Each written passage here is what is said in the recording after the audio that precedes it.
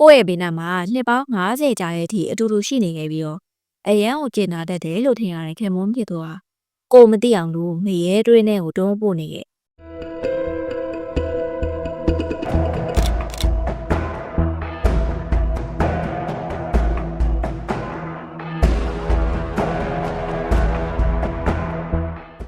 ဒီဖြစ်ပျက်ကရုပ်ရှင်လုံးဝမဟုတ်ပါဘူးအပြင်မှာတကယ်ဖြစ်ပျက်ခဲ့ရပါအပြင်ပိုင်းနေကြည့်ရင်တော့အရန်ကိုตายရပြီးတော့လူတိုင်းလေးစားအားကြရတဲ့မိသားစုလေးတစ်ခု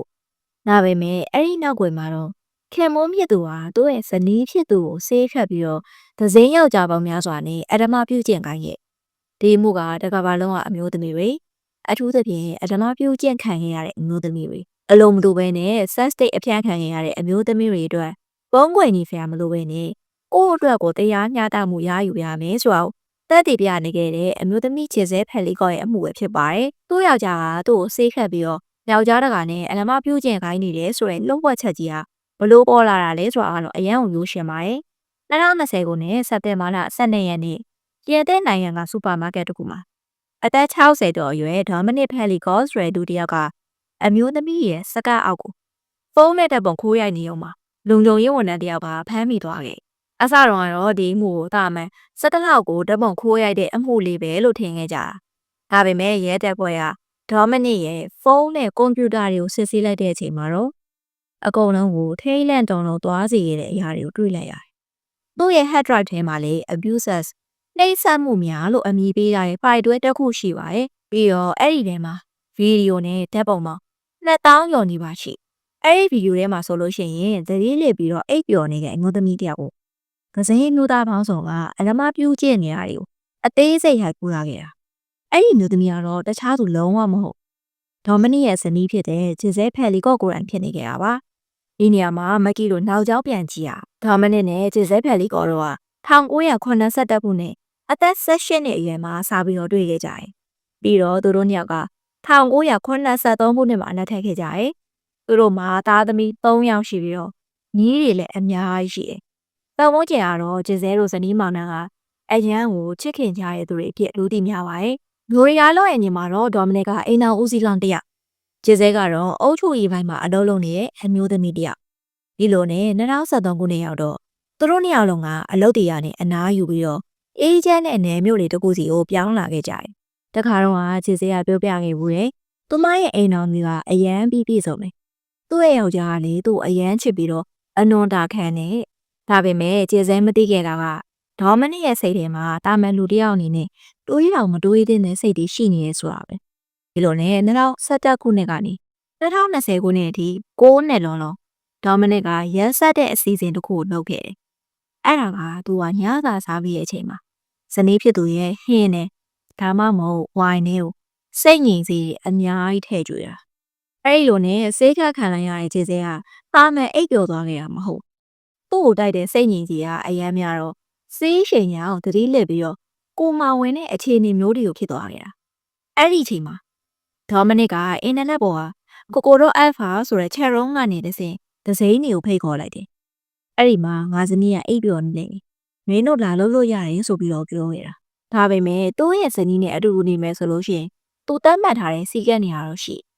အဲ့ဒါကအနက်မကျန်အောင်ရေမွေးမစော့လာရအောင်ခန္ဓာကိုယ်မှာဆက်လိပ်နဲ့ပါမလာရဘူးပြီးတော့ခြေစဲနိုးမလာအောင်လို့တိုးတိုးလေးလောက်ရမယ်အဲ့လိုနဲ့6နှစ်အတွင်းမှာအမျိုးသားပေါင်း82ယောက်ကသူ့ကို62ကြိမ်ထက်မနည်းအဓမ္မပြုကျင့်ခဲ့ကြတယ်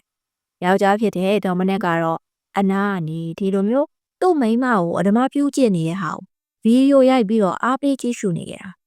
အဲ့လိုနဲ့အချိန်နေကြလာတော့ခြေစဲကသူ့ကိုယ်သူဘာဖြစ်နေမှမသိခဲ့ဘူးသူကခဏခဏမောနေတယ်စပင်တွေကလည်းအရန်ကြွနေတယ်။မှတ်ဉဏ်တွေကလည်းပျောက်ဆုံးနေတာကြောင့်သူ့ကိုယ်သူအယ်ဇိုင်းမာဖြစ်နေပြီဒါလို့တော့မှစိုးရင်ခဲ့တယ်။အဲဒါကြောင့်သူမဆရာအောင်စီသွားပြီးတော့ဆေးကုသမှုခံယူခဲ့တယ်။ဒါပေမဲ့ကျဲစဲဆေးကန်းသွားပြတဲ့အချိန်တိုင်းဒေါမနစ်ကအမြဲတမ်းနောက်ကနေလိုက်ပြီး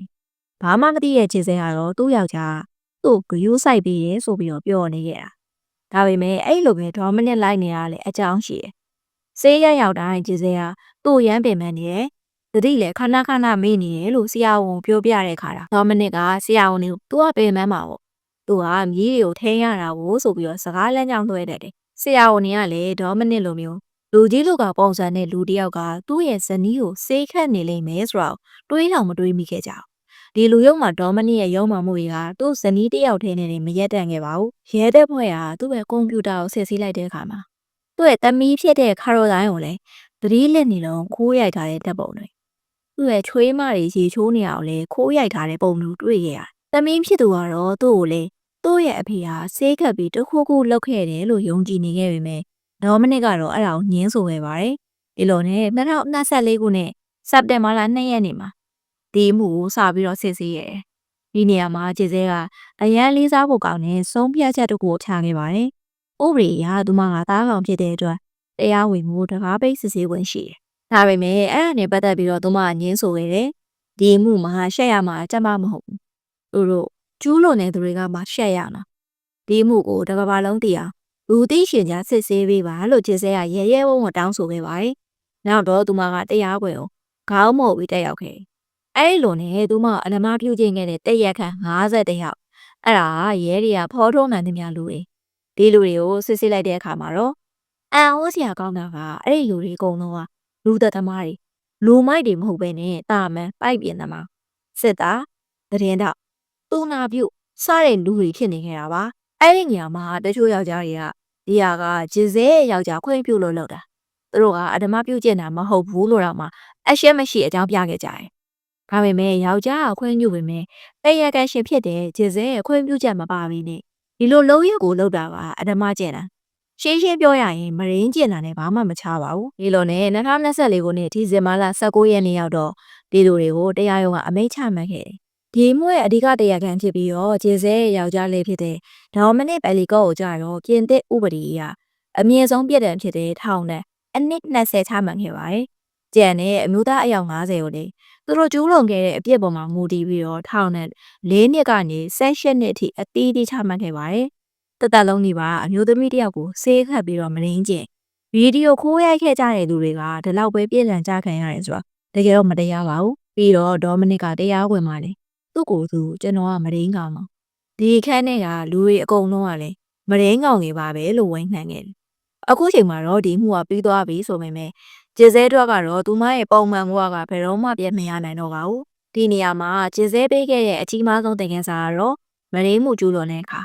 ရှက်ရနာကတားကောင်မဟုတ်ပါဘူး။ကျူးလွန်တဲ့သူကိုယ်တိုင်ဖြစ်တယ်ဆိုတာပါပဲ။ပုံမှန်ဆိုလို့ရှိရင် self date ဖြန့်ခံရပဲဖြစ်ဖြစ်အဓမ္မပြုကျင့်ခံရတာပဲဖြစ်ဖြစ်သားအောင်ဖြစ်တဲ့သူတွေကကိုယ့်ကိုယ်ကိုအပြစ်တင်ပြီးတော့အမောင်ထဲမှာပဲဘုံပွင့်နေတတ်ကြတယ်။အဲ့ဒါကြောင့်ဂျေဇဲကဒီလိုကိစ္စတွေမှာကျူးလွန်ခံရတဲ့သူတွေကပုံနေရမယ့်သူတွေမဟုတ်ဘူး။ကျူးလွန်တဲ့သူတွေကဒါလူကြားထဲမှာခေါင်းမပေါ်ဘူးအောင်ရှက်ရမှာလို့သူမကတကဘာလုံးကိုတက်တည်ပြခဲ့ပါတယ်